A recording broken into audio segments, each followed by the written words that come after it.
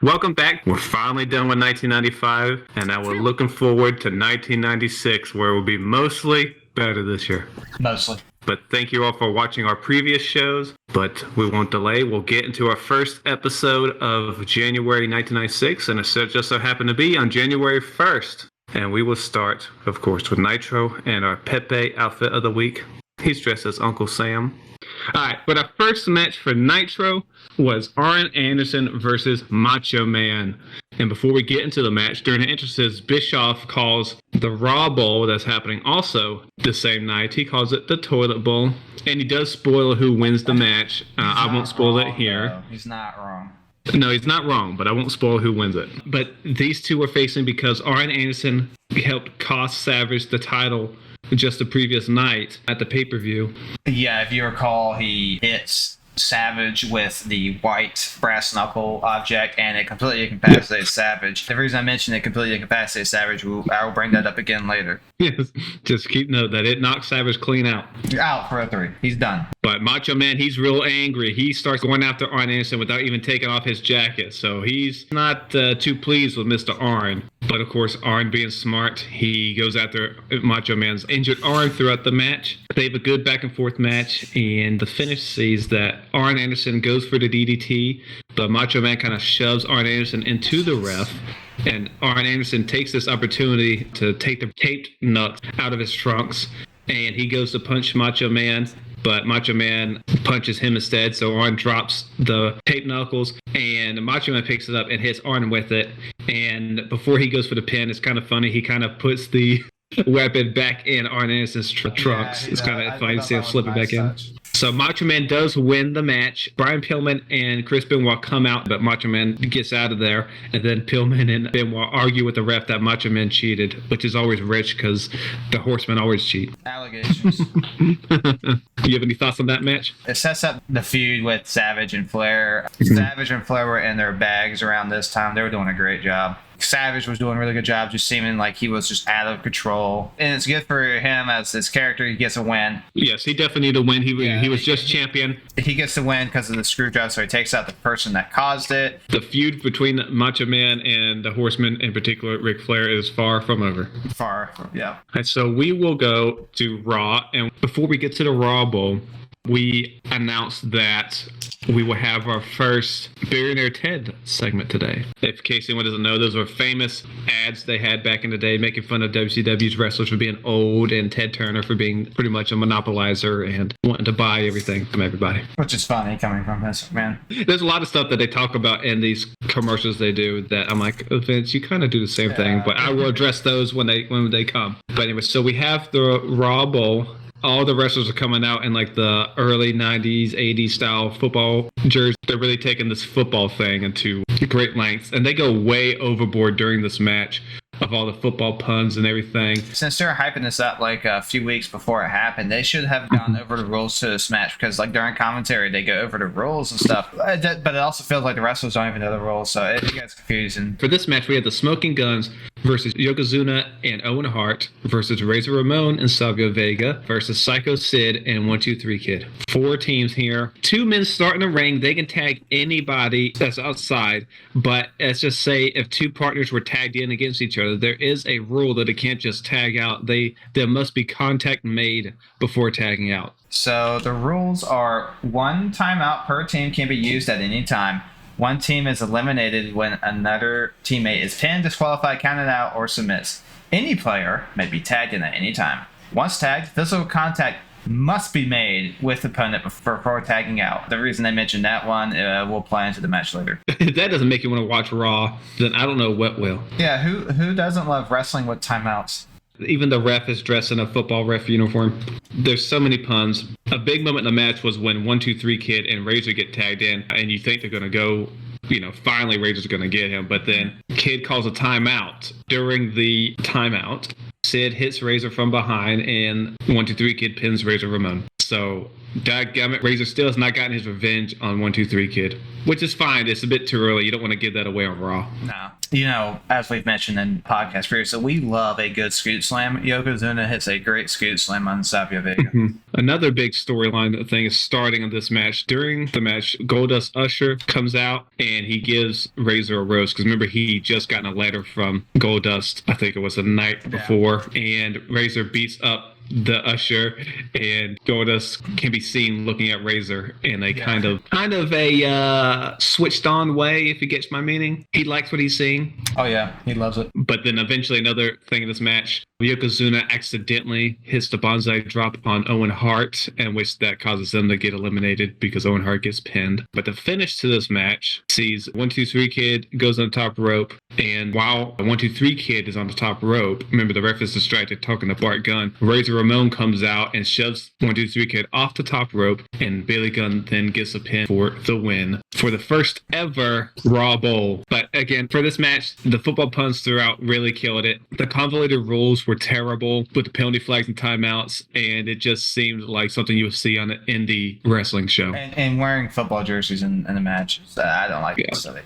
And nothing comes of this. You don't get anything for winning the Raw Bowl or anything like that. So we'll go to Nitro. We'll probably do the next two matches for Nitro because Raw has a re-air of the hog pen match. So a lot of the show is taken up by a match that we've already discussed. The second match for them tonight is Steven Regal versus Chris Benoit. For any baseball fans, Hank Aaron is shown to be watching in the crowd. RIP. With Regal and Benoit, you're expecting a pretty decent match, and they delivered here. A good technical, physical match, and they gave him a decent amount of time, too. They did. There is at one point in the match where Benoit hits a snap German or whatever, and it's real nice. And I will say, we had talked about people whose our opinions have grown on since we started watching. I think William Regal or Steven Regal is one of them. Steven Regal, sir. Yeah, I just like the faces he makes, and I don't know, he tells a lot of good stories in his matches. Yeah, and remember, if you want to feel old, William Regal is only about 28 during this match. That's good to know. There's a moment in this match where Benoit goes to splash Regal. He's outside, but Regal moves out the way, and Benoit hits the outside pretty flat, and then Regal rolls him in and gets the pin. It's kind of a weak pin for Benoit. I did think it was a little weak because they're trying to build Benoit up, and they're not really doing much with Steven Regal right now. So to have it and lose that way kind of was a little bit weak because he just kind of injured himself.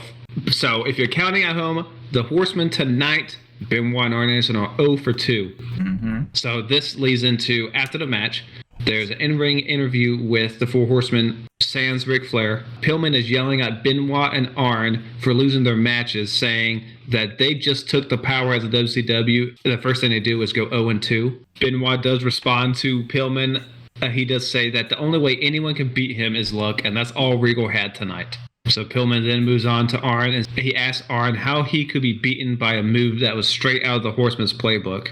And then Arn blames Pillman for starting fires and fights that they don't need to fight. He's talking about the Paul Orndorff and the Dungeon of Doom feuds they have going on. He says the attacks from Pillman should have never went that far, and they are only there to protect the title. And then the Dungeon of Doom come out, but Giant pulls all the other members of the Dungeon of Doom back, screaming at them, not yet, because he has a title match, and he doesn't want anything to jeopardize the title match that he has. So this starts the whole storyline of the Zodiac was actually saving Hogan and not protecting the Giant. Yeah, we'll dive into that more when I get there, because I have we got a lot to say about the Boogeyman. But anyways, the Giant gets the other Dungeon of Doom members, does not come out and deal with the Horsemen yet. And then this next match for WCW, this is going to be a very quick review. Sting and Lex Luger versus the Super Assassins. The interesting thing is that Jimmy Hart usually accompanies Lex Luger to the ring during his matches, but tonight he is not with Luger because Luger told Jimmy Hart that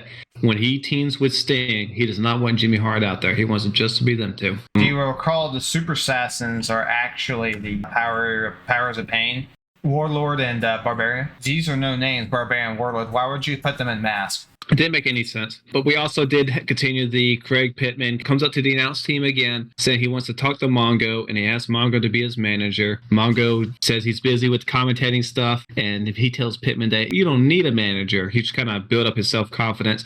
This leads really nowhere. I listened to it like 3 times and I can't understand what he's saying. Remember, the last time he came up to the announce desk, he wasn't even holding a microphone to his mouth. He was holding it down here. So I don't think he knew how to talk. I will note during the tag match, the crowd goes nuts for the torture rack. A collision has always got him up in the rack, baby. Look at the power of this. And that's a spot where Luger has the torture rack and Sting has the Scorpion Deathlock and the crowd's going bananas.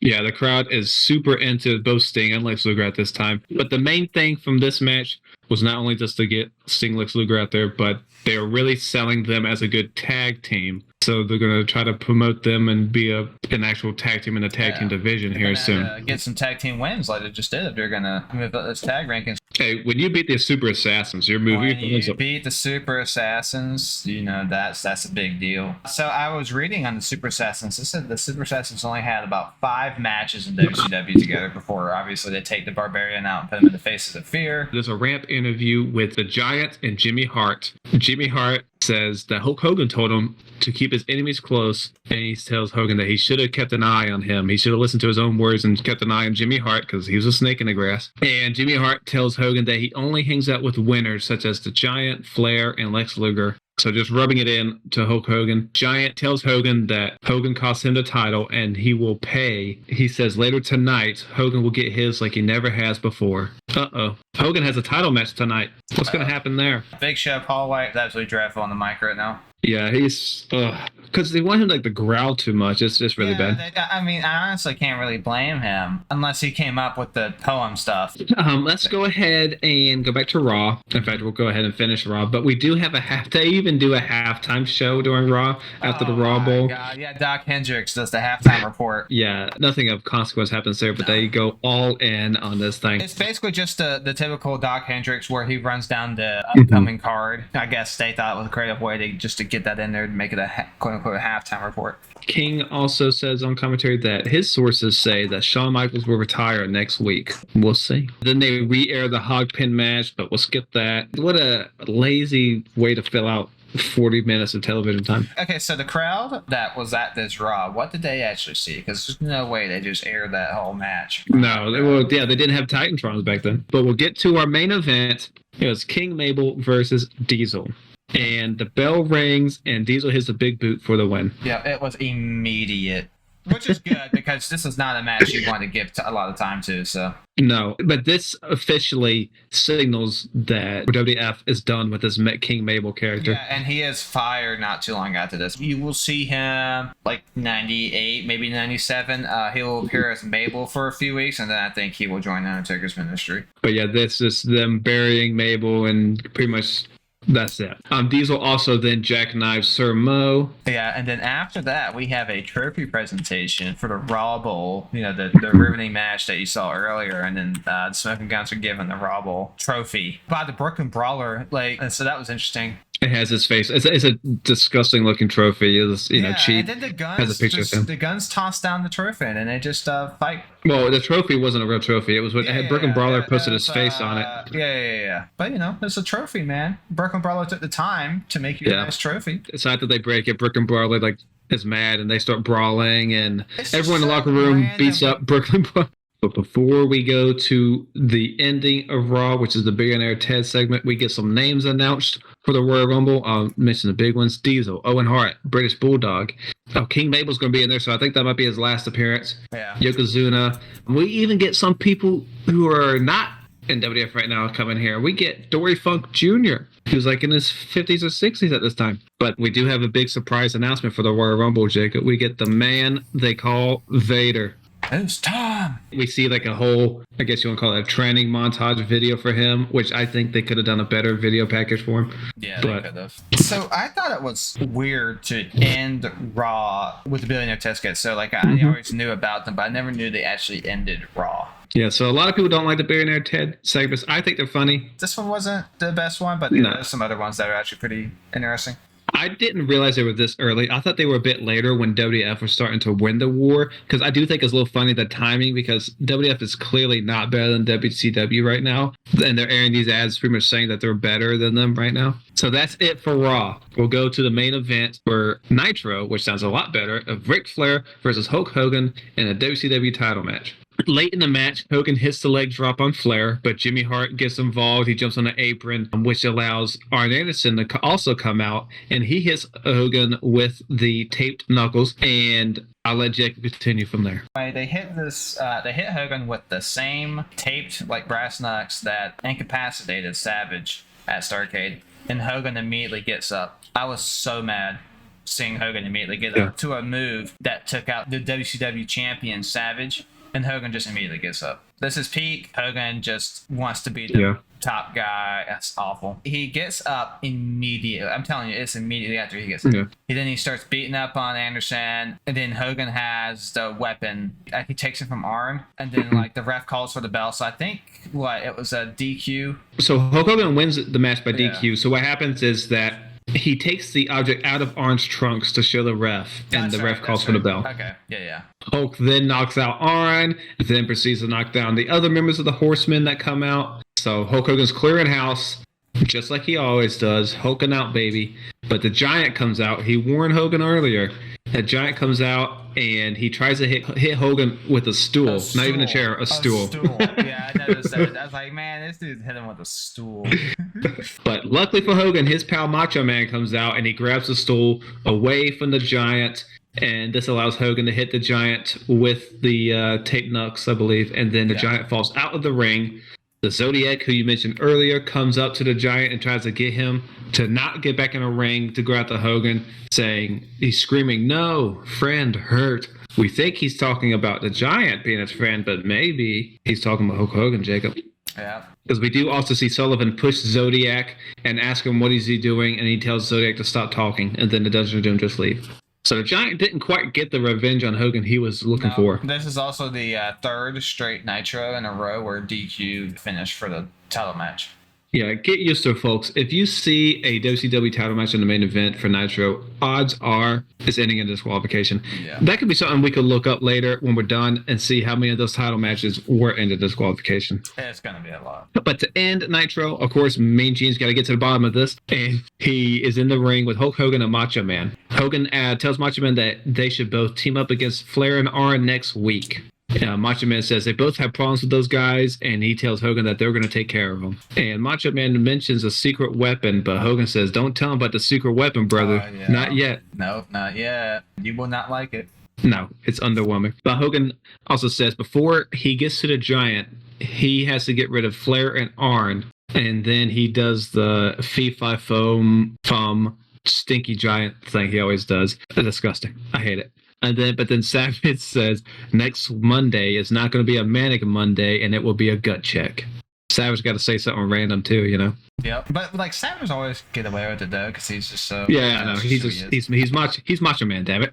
But this was not a good promo for me, and the crowd was not really into it. The crowd really did not like Hulk Hogan at this point. Now we did say this was a more pro Hogan crowd, they were mad at the finish. Which who wouldn't be? I mean, I understand they're not going to do title changes, and fans shouldn't expect that on regular shows. But still, the way it was done also was not very good. Hogan basically takes out the four horsemen who the crowd likes in an instant, and then you get the Giant. The fans were given every reason to boo. Right, so that is it for the January 1st episode. Not a great episode from both, but in particular, Raw was the weaker show this week. Oh, yeah, because half of it was a re-air from the pay-per-view. Right, and the main event for the show was, besides the Billionaire Tag segment, was a big boot pin. So I have it as WCW win. Yes, I think it's clear. You know, because WCW at this time, like WWF shows, they don't have a lot of star power, but like WCW, they're putting the star power on every show. You're getting Hogan.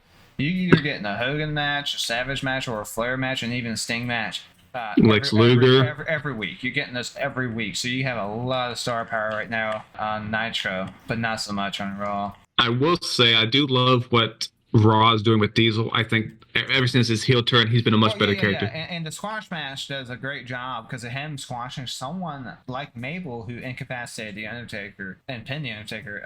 That would help boost and fans be like, oh my god, now he might actually get pushed as the badass character we like, because that's a face. In his early in his title reign, he just like he mentioned in his promo, he didn't want to be this corporate guy, and that's what he did. But we'll move on. Hopefully things are better from here on. But sadly enough, folks, for Raw, it really won't. But we'll go into January 8th, 1996. The Pepe outfit of the week. He's wearing like a bomber jacket. Real nice. But the first match is Chris Benoit, and he has Brian Pillman accompany him, versus Alex Wright. And Benoit is very aggressive in this match because remember, he lost the last week, so he is pissed. Pillman also gets some shots in on Alex Wright during this match too, behind the ref's back. So, I've got to get the lunatic in there. I will note this point that Benoit hits another fantastic scoop slam because, again, we're connoisseurs of perfectly executed wrestling moves and scoop slams. You get a nice scoop slam, we're going to mention it. So Benoit does a nice one. Every time that Alex Wright would try to do a comeback spot, Benoit would shut him down. So just showing that Benoit was just absolutely dominating him. But there is this part where Alex Wright does get some momentum, but then he goes to the splash. Benoit gets his knees up and then does the dragon suplex for the win. Yeah, so Chris Benoit wins that match, and afterwards Pillman taunts Alex Wright and spits on him as well because he's crazy. An interesting tidbit is during Pillman doing his stuff, Bischoff says, "Don't be surprised if you don't see Pillman on WCW a whole lot longer." Which you would think is a throwaway line, doesn't mean much, but in real life, what was happening is that Bischoff and Pillman were working this deal where Pillman would act just so crazy and getting progressively crazier and crazier, where Bischoff would fire him, and then he would go to ECW to kind of build up his name and kind of get shock value. But what happened was that Bischoff, when he planned it, he wasn't actually going to fire Pillman, but Pillman convinced Bischoff to fire him in real life because then it would be real. And then no one could say that was an angle. And essentially Pillman 4D chess Bischoff to get him fired. That way he could go to ECW and then eventually WWF. So I thought that was funny. They did that. That's like the start of that build, because now we're getting to see Pillman progressively be crazier and crazier. Because when we first started, he wasn't. He was being a traditional wrestler. And what sucks for Brian Pillman is like most of his run as like the loose cannon character, he's hurt for most of the time. Yeah, I don't even remember many matches from that. There's not many. Because even when he goes to WWF, he's injured. Yeah, I believe he had a car crash or something. But we will go to Raw, where we advertise a Shawn Michaels press conference. And they're really trying to foreshadow this may be it, people. He may retire. But the first match is Hakushi versus Jeff Jarrett. JR.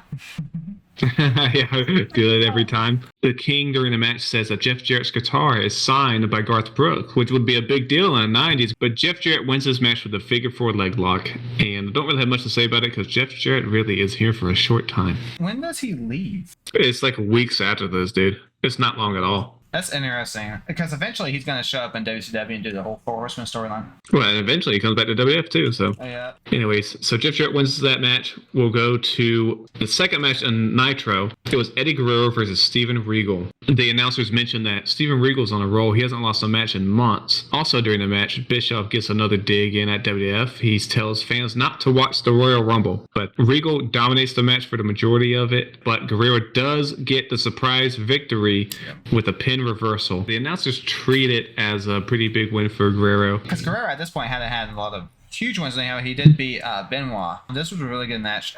Regal was also at his A game with his mannerisms during this match. This is one that you should definitely watch because this is early Guerrero, so you get to see his rise. So it was nice. Yeah, I also have here, I love Regal's expression, so yeah, he did good work. Regal also attacked Guerrero after the match, because he beat him with a backslide. So the attack from Regal doesn't really lead to anywhere, but maybe eventually does. At least on Nitro. I don't know if it played out on Saturday. But they're doing a good job of building Eddie Guerrero. He's starting to get better reactions, but he's not quite there yet with the crowds. But he shortly will be. Pretty much every match he has is good on Nitros. But after that, we have a ramp interview with Lex Luger and Sting. Bischoff's not the only one to get shots in. Mean Gene gets a shot in at WWF's new generation by saying that they signed some wrestlers that are looking to collect Social extra security. And my guess when he said that was maybe they're talking about Vader and Buddy Landell. Maybe It's got to be a shot at Vader, and maybe they knew about Warrior. that's just me speculating. Who knows? But that's what he said. But Sting and Luger are out here because Sting wants answers for what happened last night. Remember, they had the triangle match, and it was in a double countout. Sting and Lex Luger lost to Ric Flair because Luger held Sting's leg, made it so that Sting couldn't get back in the ring. So we're getting to the bottom of it. Luger tells Sting that sometimes things happen in the heat of battle, and Sting says, hey, I want to know what happened yesterday. Luger says if he could show Sting the footage, he would show him that his leg was hurt, and he was reaching out for Sting to help him up. You buying that, Jacob? Luger has been nothing but trustworthy up to this point. Luger tells Sting that if he gives him a chance at Clash of the Champions, he will show him what kind of man the total package is. Luger wants Sting and him to be a tag team, so he wants to show Sting how good of a teammate he can be. And Sting says he never thought about them being an actual tag team, but says, yeah, I think we'd be a pretty good tag team. And then he accepts Luger's offer, and he goes to the back. Sting was always trustworthy to a fault. Like, he's always instantly trusted you. But I did like this promo from Sting because it showed him like he hadn't actually even thought about considering being a tag team. But then he's like, oh, tag team with Luger. Yeah, we could go places. And so that was interesting. You can take Sting and Luger out of the main title picture. Obviously, they remained in the title picture the whole time they were a tag team, but you know, it was interesting. It also props up WCW's tag team division, which is not something they were well known for. I mean, they had the Harlem Heat, who's great, but then you look at Nasty Boys. But we're about to get some good ones coming up. Yeah, but saying I'm not, this tag team division is about to get stacked. Sting does do a great job. He seemed authentic. Yeah, so promo was good. But next match for WWF is Ahmed Johnson versus a jobber. Didn't get his name. He's wearing an awful attire. It looks terrible. But the winner, of course, is Ahmed Johnson. He wins with the Pearl River Plunge. And after the match, Jeff Jarrett comes out, goes to hit Ahmed Johnson with a guitar, but he misses and then runs away from Ahmed. But Ahmed grabs the guitar before Jeff Jarrett can escape, and then he breaks it. So we're trying to build up that match for the Royal Rumble. First big test for Ahmed. We'll see how that goes. Now, anytime you watch Ahmed, you're going to hear Vince gushing on commentary. Vince wanted so bad to have Ahmed Johnson work. He does gush over him, not quite as much as Shawn Michaels. It's up there, though. His attire is so unique, but it's also terrible at the same time. I'm tired of seeing half his ass cheek in his matches. Yeah, he is double cheeked up at all the time. But next, we do get a Brother Love segment, and this one is pretty notable. Ted DiBiase comes into the ring and says he has been looking far and wide to find a worthy $1 million champion, and he has finally found him. And he brings out the Ringmaster. And in case anyone doesn't know, the Ringmaster is Stone Cold. He comes out. He does not have his facial hair. He's clean shaven. He does have the bald head, but it's kind of like real low cut. And he's wearing green trunks, so it's not quite there yet, but he does come out. This is the first time he's been on WWF television. And this look will not last long. No. The Ringmaster as a gimmick doesn't last as long as you would think. It's like a month. If that. But I will say, the Ringmaster's promo is essentially a Stone Cold promo, but he puts man at the end of every line. He's like, so man, you know. Yeah, the $1 Million Man then gives the Ringmaster the $1 Million belt, so he is the new $1 Million champion. The Ringmaster gets on the mic, and he reaches out his hand towards the camera. He tells all the fans to put their hands there so they can feel what it's like to be destined for greatness, because he's pretty much trying to say that he is greatness, and we never will be. We're the closest we're going to get to that. And then he says at the Royal Rumble, he's going to prove how good he is, and everyone will see what a $1 Million Man and a $1 Million champion can do. So there he is. So now we're starting to get some of the building blocks to WWF eventually unseating WCW as being the top wrestling company. Yeah, they're playing a long game. So next match for Nitro is we have Diamond Dallas Page for Sting. Unfortunately, this is pack quite the punch it will later on in Nitro's history. Just remember, Diamond Dallas Page is kind of still down in the dumps. He's lost his title. He's lost his girl. And I think at this point, he's lost most of his money. Yes, he is. Or he's starting to lose his money. But to start the match, DDP is a heel. He shoves his cigar right in Sting's face. But Sting does win the match with the Scorpion Deathlock. The third match for Raw is Goldust versus Aldo Montoya. We do get announced that Goldust will be facing Razor Ramon at the Royal Rumble. And I'm so sick and tired of seeing Aldo Montoya. He's such an outdated character, even for this time. And I want him off of my screen. This is just a jobber match to get Goldust ready for Rumble. He does one with the curtain call. I don't know if that's the first time he hit it, but remember, he's been winning matches with bulldogs and front suplexes. So he does hit the curtain call here, which is a much better finisher. So the next for Raw, we get the highly anticipated Shawn Michaels press conference. We think he's going to retire, but instead, you know what? He announces his name for the Royal Rumble. So he's back, baby. Do you think anyone bought the retirement angle? No, children. Yeah, that's about it. So thankfully, he's back. We can get maybe some of them sappy stuff out and not have to worry about that, seeing that anymore. Now you're going to get inspirational Shawn Michaels. Yeah. I'll make fun of that as we go. But we do get an ad for this Scheme Gene WCW hotline making fun of that, which that's fair game because that was a total ripoff. Yeah. But then we go to some reactions to Shawn Michaels' big news. Diesel wishes Shawn good luck at the Royal Rumble, but says he's going to win the belt, and not even Shawn will stand in his way. Razor says it's too soon for Shawn to return, but he's still happy for him and everything. And then we get the other perspective. Owen Hart says Shawn is a marked man, and he will make sure he is never the same again. I'll go ahead and end Raw, because this ends with another re-airing of a match. So we re-aired the Bret Hart and British Bulldog match for the WWF Championship. We already saw it. We already reviewed it. So we're moving on. Bret Hart wins. And then another Billionaire Ted segment. The only thing notable is they do make a comment about steroids during this, and I thought that was very laughable. Calling them out for steroids in parentheses, which is rich. Yeah, it's just like, well, why would you even bring it up? 2-3 years earlier, you were having a trial where you almost were going to probably have your company no longer running. Right before the Billionaire Ted skit that ends Raw, we do have an Undertaker video.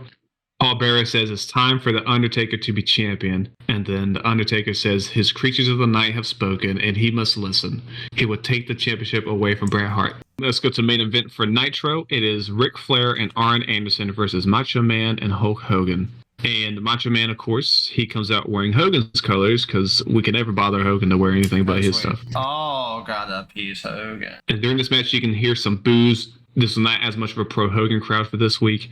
You can tell it's the female and young kid audience still loves Hogan, but you can tell that male, especially older audience, is getting sick and tired of Hogan. I can't blame him. I'm sick and tired, too.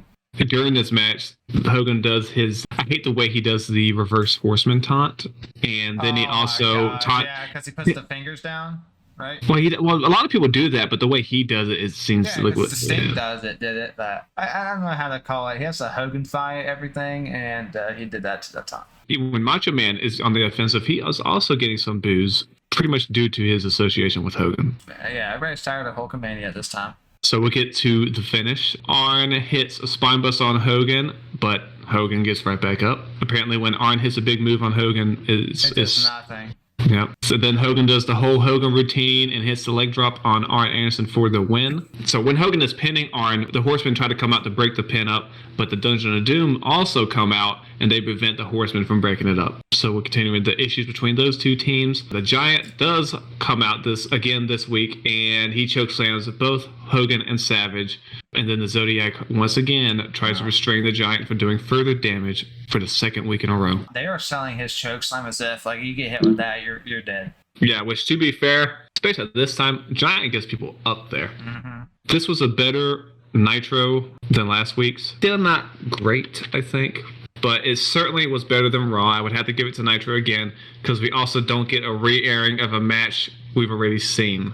Which, when the show's only an hour, I mean, you're taking up, that's probably about 15 minutes there, especially that match. That was a long match to begin with. Yeah, that was a long match. 2-0 so far with WCW. So we'll go ahead and go to January 15th of 1996. What was the first match for Nitro? Luger and Savage. So Luger, notable entrance as he's coming out without Jimmy Hart. Luger does introduce a chair to the festivities at the start of the match, and he tosses it into the ring. What's funny is Savage does catch it, and he tries to hit Luger. The ref tries to take the chair from Savage. Then I think Luger hits Savage from behind as the ref is like tossing out the chair and tosses him over the top rope, which you will remember in WCW should be a DQ, but the ref does not see it. Savage does go for a flying his elbow drop at one point and misses it. Savage jumps incredibly high. The air time on that form is absolutely perfect.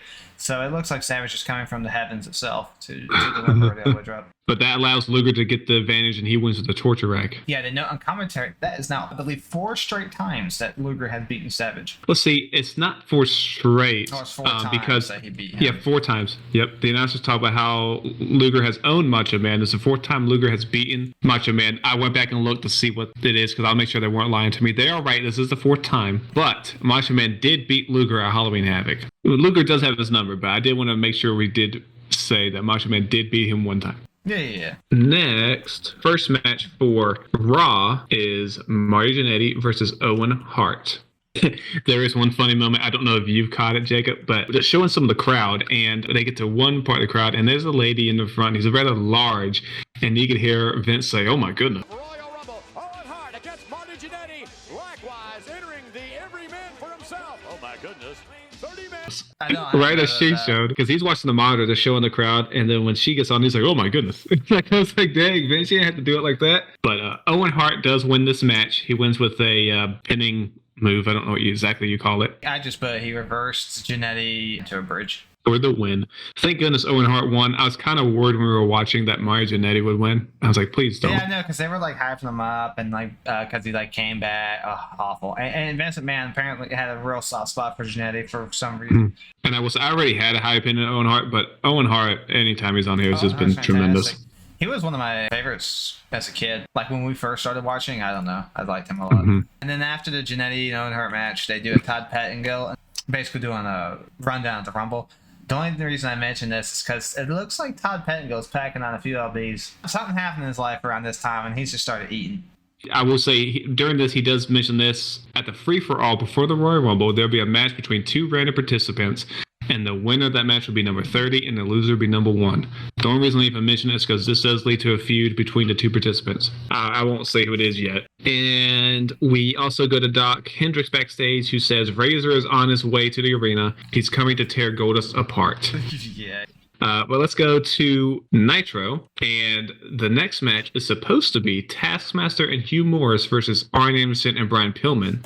But for some reason, both teams come out and they don't look dressed to compete, Jacob. They sure don't. Oh, and by the way, the one-man gang is now the U.S. champion. Yeah, it's just so random. They comes over with a dungeon, and I didn't even know he was in the dungeon, first of all. So that must have taken place somewhere else where they're like, oh, he's dungeon. Or worse yet, this could be his introduction to the dungeon, and he's just U.S. champ. I think, he wins the United States title in the Battle Royal? He does overseas, and actually what happens when he won the belt, Kenzo Sasaki, I think was his name, he actually regains the belt that night, but WCW and WWF do not recognize that. So one-man gang is the champ. What they're doing with the United States title this time is awful. Like, it's barely on TV. I would even say we've seen less of the U.S. title than even the TV title. Like, the TV title has been put on a higher pedestal than the U.S. title at this point. Where I'm at, Luger has it. Okay, so we have a meeting with the Horsemen and Dungeon Doom in-ring interview. Yeah, they're not here to wrestle. They're here to conduct some business. Arn says they had a meeting at the mines, and says that Flair is the flagship of WCW, and since he is champion, they're going to respect, honor, and protect him. The tag match that scheduled tonight, well, that happened because there was no financial gain in it. So Arn, always ever the businessman, he just didn't see there's no money in it. I do like how Arn Anderson always seems to be like it's almost like a mafia thing. He has all these rules, and you follow the rules, dadgummit. Yep. But Arn also says there are no winners in a war against the Dungeon of Doom, and like you said, no financial gain. So there's no reason to go to war. Taskmaster then also inflates Flair's ego, saying he's probably the greatest champion of all times. And he does respect, we'll agree to disagree, but so he says he respects Flair so much that he'll let Flair borrow the Giant at Clash of Champions. Taskmaster also says he respects Arn Anderson as well, but his problem is that Pillman needs to learn respect, and he's not Horseman material. We would start off with respect. Now things are starting to get a little rocky between the two again. But Arn says, do not mistake respect for fear. They don't fear the Dungeon of Doom, but they respect them. And then Pillman tries to interject, and Arn Anderson slaps the absolute soul out of Brian Pillman. The Horsemen, we don't fear anybody, right, Double A? Hey, oh my, whoa! And Pillman is selling it like he is hurt. It's like a dog looking at his master like, why would you hit me? Yeah, when I tell you Arn hit him hard, he absolutely slaps him for real. There's no way this was fake. No. Yeah, he absolutely drills him. But he yells at Pillman, telling him that he told Pillman to keep his mouth shut. And also, Pillman came out dressed not in business attire. Arn did make that point, too. And Arn then tells Sullivan that these emotional outbursts will stop and that this is a business and they will run it like a business. And then Sullivan says, your word is good enough for me. And then that's it. But I put Arn Anderson really carried this whole deal, and he was fantastic from beginning to end. So, got to give props when someone does something well. Arn, you killed that. Pillman probably wasn't too happy with it. I'm sure they went over it beforehand, but still. So, the second match for Nitro after that segment is Public Enemy versus American Males. This is the debut of Public Enemy in WCW. And Bischoff says they were supposed to debut a few weeks ago, but it got snowed in, I guess. The crowd does not like American Males here. And they do seem to know of Public Enemy. So, yes, like Public Enemy, obviously their name carried value at this time. Yes, I may not be the biggest fans of them, but I can't deny that some crowds did like them. Public Enemy is their debut match, so of course they're going to win. They win after Grunge gets a roll-up in a handful of the tights. Of course, after the match, it's a Public Enemy match, so we got to fight after the match. And so they brawl out, and then Public Enemy stacks 2 tables on top of each other, and they put Bagwell through it when one of them splashes Bagwell off the top rope. But yeah, I mean, not bad debut. This is just showing that WCW's tag team is starting to get pretty. There's going to be a lot of people in there. There's going to be a lot of good teams. Yeah, getting crowded soon. But this was a good debut opponent for Public Enemy because American Males were not getting over, and fans actually were starting to boo them because they just didn't want to see them. That's just at 96. That's an early 90s gimmick, you know? For sure.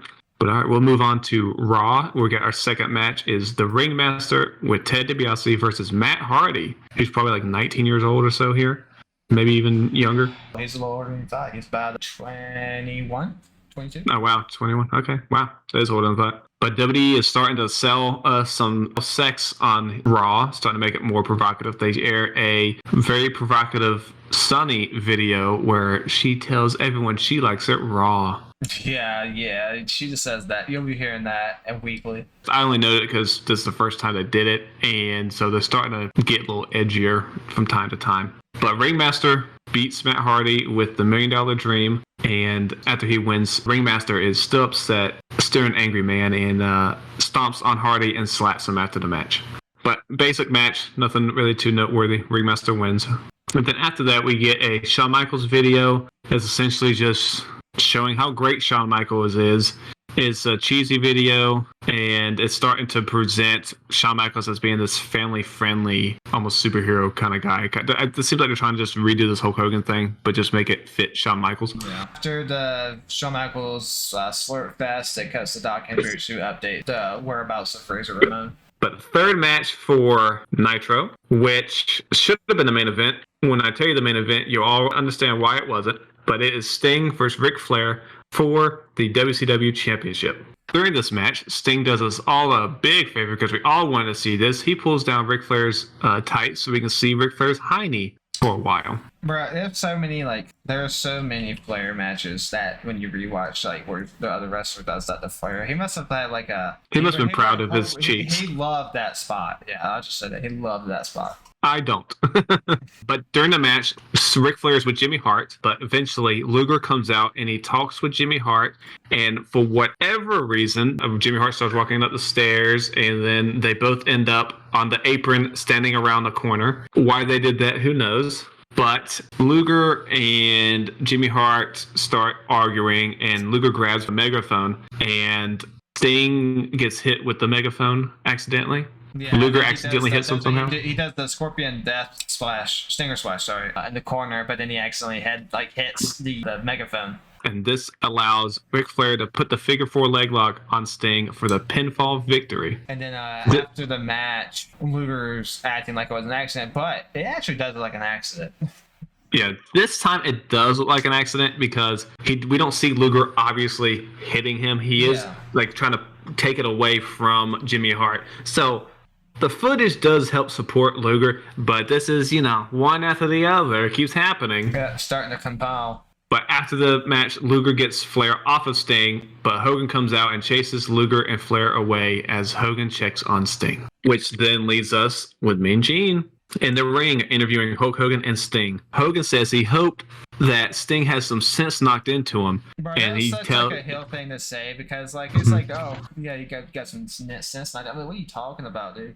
But obviously, he's trying to make it seem like Luger was the bad guy, but it does look like it was an accident. Or Hogan tells Sting that Luger cost him the match. Sting says, what, Luger? He's confused because he doesn't know what happened. He says, Luger hit me? Okay, I'm going to go ask him. He goes to the back and then asks Luger. Wants to hear from the horse's mouth. Yes. Hogan tells Macho Man that Luger's not the only problem. And then Hulk Hogan tells Macho Man he has a problem with him because he shouldn't be the one getting a title shot because he lost to Luger 4 times. So it should be Hogan who gets a title shot. Another heelish kind of dick thing to say to your friend, right? Yeah. He also insinuates that Macho Man pulled a fast one and politicked his way to getting a match. Which is funny because, obviously Hogan politicked a ton in this day. Mm-hmm. But Macho Man isn't taking Hulk Hogan's crap this week. He tells Hogan he got a title shot because he deserved a title shot. And so he tells Hogan he will become champion again. But then Hogan keeps saying that he wants to have a title shot. And I think Macho Man tells him that he'll have to earn it or something like that. Yeah. And then Savage leaves. Savage leaves and Hogan says, you can't walk away like that. Macho Man leaves, and then Hogan yells at Macho Man saying, you can't leave like that. And then he chases after him too. So it just, for being a babyface, this came off as Hogan being a dick to his friends. Yeah. Both of them. And it's just to establish that there's a rift between them. And is this rift going to cause problems at Clash of Champions? Yeah, this would have been interesting if one was, they're building up to be Macho Man versus Hulk Hogan, and one was a heel. That does eventually happen in 96, but it wasn't due to anything that happened here. You know? Yeah. On the WWF side, we'll go quickly on this one. The third match for them is the Smoking Guns versus the Spiders. No clue who the Spiders are. WWF didn't even care about it because we joined the match when it was already almost over. Yeah, apparently, Max, the Spiders were Mosh and Thrasher. Really? Thank you for the intel. I did not know that. I had to look it up. So then the Smoking Guns win with their tag team finisher. And then after that, we get a Billionaire Ted video. Another one. Billionaire Ted is complaining why he can't buy the WWF. I can't buy these wrestlers. Yeah, I love these ads. But again, WCW is clearly kicking their ass. So yeah, I can, you gotta do something. So after the Billionaire Ted ad, we get an in-ring interview with Goldust. And Goldust is, again, he's leading into the sexual aspect of his gimmick. Okay. And during the interview, Goldust is stroking Vince up and down, and Vince looks revolted. He looks absolutely revolted. But I actually thought this interview was interesting because Vince asked Goldust if he is playing into the homophobic nature of men. And I thought it was interesting to bring that up on TV, Yeah, so this was when we mentioned last time that Vince men would do stuff like this. That he came off as pretty progressive back during this time. Shockingly, Goldust then responds asking him if that's a microphone in his pants or is he happy to see him. Goldust says he is selective to find a man who can give him the absolute worst time. And he tells Razor that he wants him so bad, more than any man or woman can want a human being. And the crowd is not liking anything Goldust is saying. They are equally revolted as Vince is. And then Goldust tells Razor that it is their little secret and he will never forget the name of Goldust. Razor's not going to like it when he sees that. No. Then we cut the backstage with Doc telling us that Razor just pulled into the parking lot. And shortly after that, we see Razor come into the building, and he asks Doc where Goldust is, and then he storms off looking for Goldust. All right, main event time. Told you the WCW title match should have been the main event, but you'll find out why it wasn't by this main event, which was Ming with the Taskmaster versus Hulk Hogan. Hulk Hogan's going on last, baby, okay? Push me, brother. Start the match, Ming knocks Hogan out of the ring. Honestly, I did not care for this match. No, I didn't care about it either, so I'm just going to go to the finish. Hulk Hogan takes the spike from Taskmaster, because remember, Ming has a spike. And he hits spike. Ming. Yeah, thank you. And he hits Ming with it for the win. And then Savage and Hogan pose to close the show. Pose to close, baby. And it was silly to have Hogan in the main event. We all know why he was. Yeah, I feel like you could have done the finish in the title match and still had it be main event. But people are going to think I don't like Hogan. I actually do like Hulk Hogan. I think it's a good wrestler, works the crowd well, great gimmick and all that. 93 to 96 before NWO is just absolutely awful. It is, and you have to see it here because Sting versus Ric Flair for WCW title. Hulk Hogan versus Ming. And Hogan's like, no, I got to go on last. Brother, ain't always about you. Okay? The title should be more important than you. Yep. So, but Hogan doesn't see that he's bigger than wrestling. I'm not here to say who's right or wrong, but it is what it is. But that's the main event for Nitro. So we'll go to the main event for Raw, this would be a much bigger match later on. Not now, though. Isaac Yankem versus The Undertaker. It is crazy to think in just, a year and change time that this match would be worthy of a main event. But it's also crazy because you mentioned in another previous Nitro, we had a Sting DDP match, but it didn't carry a lot of weight. But yeah, and it's also just showing that Undertaker has been handling Kane for quite a long time. Screw you. The crowd loves Undertaker at this point. He does still have the mask on. Of course, since Isaac Yankum's out there, King gets involved. He tries to take the chain away from Paul Bearer, but Undertaker sees it and then chases King away. If you recall, people listening, the chain contains the remnants of the urn. Eventually, we will melt that back down and make a new urn, but we're not there yet. During the match, we also hear that Goldust will be taking on Bret Hart next week. And Vince also in commentary mentions that Goldust's sexual affiliation does not matter in the WWF. He says only like athleticism matters, all that, which I just thought was progressive line from him in WWF at the time. I wonder if he did this because he was showing like it's okay to be gay because he's obviously great. He was great friends with Pat Patterson. But of course, Undertaker wins the match. After Undertaker wins, we get to see what happens. Did Razor Ramon find Goldust? We go backstage where Doc Hendricks is interviewing Goldust. And Razor does find Goldust, and he starts attacking Goldust, and he throws him out the door. He beats the mess out of him. And he beats him pillar to post pretty much backstage, and he hits him with a trash can. He throws him on a table. Goldust does eventually get a low blow in on Razor, and he tries to leave in a hurry, but Razor gets to Goldust before he can leave, and he throws him out the building and starts beating him into the snow. Razor's super pissed. He goes to get a shovel, but this time allows Goldust to get away in a car, and Razor throws the trash can at the car in anger because he didn't get to kill Goldust with a shovel. I wish WWE did some stuff like this now. This was fantastic. And Razor Ramon did a great job of selling that he is pissed off. And Goldust was like, his selling was so good. He made it seem like he was legit, like he had to get out of there. Oh yeah, for sure. But that would do it for both shows this week. Again, I don't think it was a great show for either. This is a better show than they've had been putting on. So I think this one's a little bit tougher. I still give it a WCW. Yeah, I would give it to WCW as well, because a lot of the matches themselves I didn't really care about. No, yeah, because all of them. You know Undertaker's going to win. Smoke Gun Spiders, Spiders, Smoke Gun's going to win. Remaster. Hardy, you know who's going to win. The only one there was even a slight doubt was Jannetty for his own heart. Right. So the matches themselves weren't great. I do love the angle throughout of Goldust and Razor Ramon. I do like that. But as a whole, not as good as what WCW is putting out, even with the questionable booking of putting Hogan last over the title.